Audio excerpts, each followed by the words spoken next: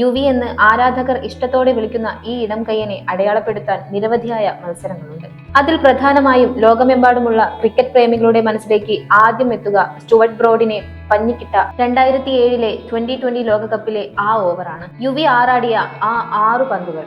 ഒരു ഓവറിൽ ഒരു പന്തും പാഴാക്കാതെ യുവി 6 സിക്സറുകൾ പറത്തി ക്രിക്കറ്റ് ചരിത്രത്തിൽ പേരു ചാർത്തി. ആൻഡ്രൂ ഫ്ലിൻറ്റോഫിന്റെ പ്രകോപിപ്പിക്കലാണ് വെടിക്കെട്ടിന് വഴിമരുന്നിട്ടത്. പക്ഷേ സ്റ്റുവർട്ട് ബ്രോഡാണ് അന്ന് യുവരാജിന്റെ ബാറ്റിന്റെ തിളപ്പറഞ്ഞത്.